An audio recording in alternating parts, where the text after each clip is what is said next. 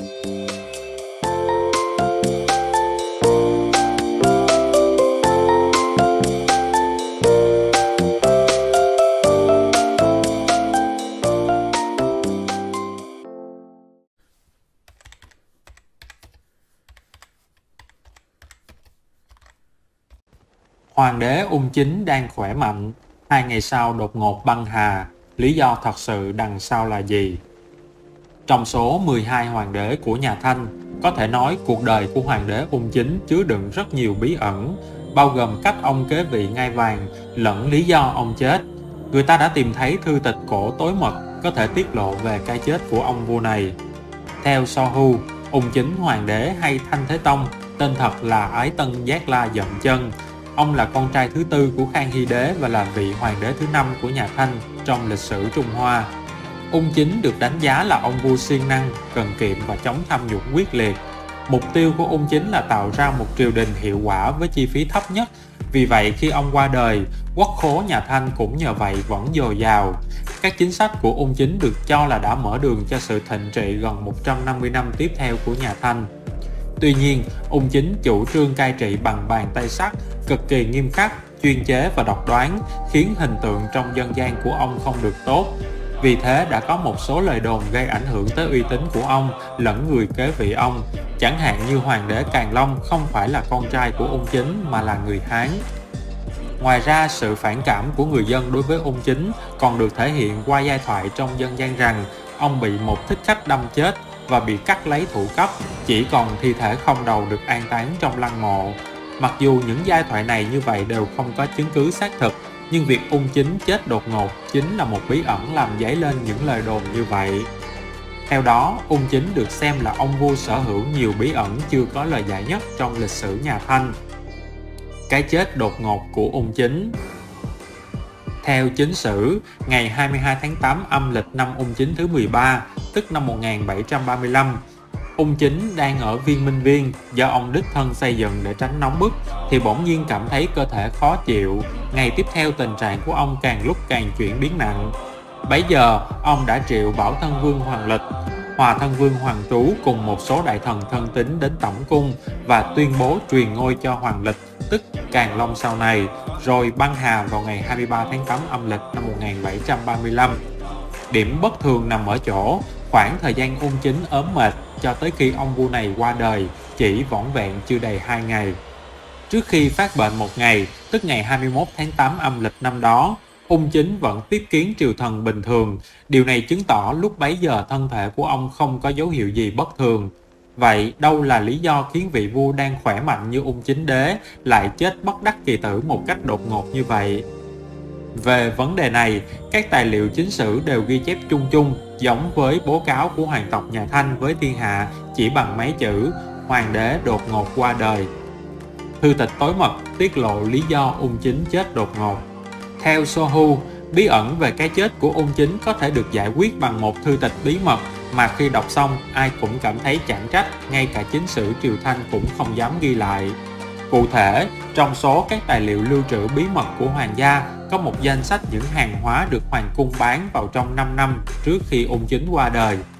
Nổi bật trong số hàng hóa là một lượng lớn than, quặng bạc, lưu huỳnh, chì cũng như các khoáng chất khác liên tục được gửi vào cung của Ung Chính. Nhìn bản danh mục những khoáng chất trên, nhiều người đã suy luận ra lý do Ung Chính đột ngột qua đời. Theo đó, sự xuất hiện đồng thời của than, quặng bạc, lưu huỳnh, chì cũng như một số khoáng chất khác trong hoàng cung thời phong kiến chỉ có thể chỉ ra một điều, rằng hoàng cung đang tinh chế một số lượng lớn đan dược. Khi có tuổi, Ung Chính được cho là đã thường xuyên uống thuốc này với mong muốn tăng cường tuổi thọ, kéo dài sự sống, và ông cũng thường dùng nó để thưởng cho các đại thần. Tuy nhiên, những loại đan dược được tinh chế này thường chứa hàm lượng kim loại nặng vượt quá tiêu chuẩn cho phép. Sử dụng lâu dài chắc chắn sẽ bị ngộ độc kim loại nặng và tử vong. Cái chết đột ngột của Ung Chính có thể là do ông đã uống đan dược quá liều, gây ngộ độc cấp và chết nhanh chóng. Theo So Hu, sau khi qua đời, con trai thứ tư của Ung Chính là Hoàng Lịch kế vị, lấy hiệu là Càn Long. Là một người con ngoan và hiếu thảo, Càn Long có lẽ không thể để cái chết đột ngột của phụ hoàng lan rộng, vì điều này cũng sẽ làm mất uy tín hoàng tộc. Đây có lẽ là lời giải thích cho việc hoàng cung chỉ thông cáo với thiên hạ rằng ung chính đã đột ngột qua đời mà không giải thích gì thêm. Một khi sự thật về cái chết của ung chính bị hoàng cung cố tình che đậy thì các sử gia chắc chắn cũng không dám ghi vào sử sách. Sùng Khánh, Hoàng Thái Hậu quyết định không chôn cất cùng ung chính đế. Cái chết của bà để lại niềm tiếc thương vô hạn cho mọi người, đặc biệt là đối với Hoàng đế Càn Long. Theo thông lệ, được chôn cất cùng với Hoàng đế là một vinh hạnh lớn. Tuy nhiên, theo một số ghi chép cho hay, Sùng Khánh, Hoàng Thái Hậu khi còn sống đã rất kiên quyết từ chối việc mình sau khi chết sẽ được chôn cất cùng với Hoàng đế ung chính. Khi Hoàng đế Càn Long kế vị ngai vàng, người chủ trì việc xây dựng lăng tẩm đã hỏi Càn Long có nên chuẩn bị trước việc chôn cất cho Sùng Khánh, Hoàng Thái Hậu, tức mẫu thân của ông hay không. Về vấn đề này, ông không thể tự mình quyết định được nên đã hỏi ý kiến của Sùng Khánh, Hoàng Thái Hậu. Bà cho rằng đó không phải là một vinh hạnh gì nên đã từ chối. Tôn trọng ý nguyện của mẫu thân, Hoàng đế Càn Long đã xây riêng cho bà một lăng mộ, cách thái lăng của Hoàng đế ung chính không xa. Sau khi Sùng Khánh, Hoàng Thái Hậu qua đời, liên quan tới việc bà từ chối chôn cất cùng với Hoàng đế ung chính, có 4 giả thuyết chỉ ra nguyên nhân như sau. 1. Sùng Khánh, Hoàng Thái Hậu qua đời sau 42 năm kể từ Hoàng đế ung chính băng hà. Vì Sùng Khánh, Hoàng Thái Hậu sống thọ tới 86 tuổi, khoảng cách cái chết giữa bà và Hoàng đế ung chính quá xa. Nếu muốn chôn cất cùng phải mở thái lăng của Hoàng đế ung chính và đưa thi thể của bà vào bên trong. Nếu là khoảng thời gian ngắn, việc chôn cất cùng này không gây ra nhiều rắc rối, nhưng vì chênh nhau đến 4 thập kỷ, muốn thực thi sẽ gây ra nhiều rắc rối. Bên cạnh đó, một số người cho rằng Sùng Khánh, Hoàng Thái Hậu không muốn quấy rầy khi Hoàng đế ung chính đã yên giấc.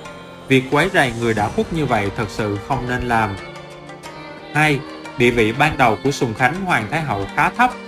Ban đầu khi vào phủ Ung Thân Vương, Sùng Khánh, Hoàng Thái Hậu chỉ là một cách bình thường. Sau khi Ung Thân Vương trở thành Hoàng đế ung chính, bà mới được sắc phong thành Hy Quý Phi. Vì con trai của bà là Hoàng Lịch được Hoàng đế Khang Hy yêu mến nên mới được ưu ái và trở thành Sùng Khánh, Hoàng Thái Hậu. Vào thời ung chính đế, địa vị của bà chỉ đứng ở vị trí thứ tư sau Hoàng hậu, Niên Quý Phi, Tề Phi. Người ta cho rằng bà không muốn cạnh tranh với những người đã khuất, tốt hơn hết là nên được chôn cất một mình ở nơi yên tĩnh, thay vì là 5 người cùng chôn cất với nhau. 3. Được chôn cất một mình sẽ thể hiện giá trị riêng của bản thân.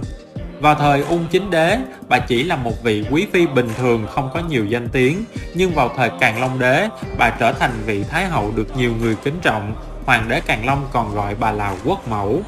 Sự nhảy vọt về địa vị khiến cho bà trở thành một người phụ nữ đặc biệt nhất trong lịch sử Trung Hoa. Bà đã quen với những ngày tháng được kẻ trên người dưới kính trọng, nên không việc gì sau khi chết lại phải tranh giành địa vị với thê thiếp của Hoàng đế ung chính. Một số người suy đoán rằng để gia tộc Nữ Hổ Lộc Thị trở nên khác biệt, bà quyết định trở thành người đầu tiên trong các phi tần của ung chính đế được chôn cất riêng. Bằng cách này, bà cũng phần nào phản ánh được vị trí đặc biệt của Hoàng đế Càn Long. 4. Trong lịch sử đã từng có người từ chối chôn cất cùng với Hoàng đế. Trong lịch sử Trung Hoa, đã từng có vài người không chôn cất cùng Hoàng đế. Hiếu Trang Văn Hoàng hậu không được chôn cùng với Hoàng Thái Cực. Hiếu Huệ Chương Hoàng hậu không chôn cùng Hoàng đế Thuận Trị. Thế nên việc Sùng Khánh, Hoàng Thái Hậu không chôn cùng với Hoàng đế ung chính cũng là điều bình thường. Cuộc đời của Hy Quý Phi, Sùng Khánh, Hoàng Thái Hậu có quá nhiều giai đoạn để người đời nhắc tới. Không những là một người sống thọ nhất trong lịch sử Trung Hoa, mà bà còn sống qua 3 triều đại nhà Thanh, Khang Hy, ung chính, Càn Long. Có thể nói rằng bà là một trong số ít những phụ nữ vừa có tâm vừa có tầm trong lịch sử Trung Hoa. Đặc biệt sống trong thời khang Càn thịnh thế, mọi vinh hoa phú quý trong đời đều đã nếm đủ cả.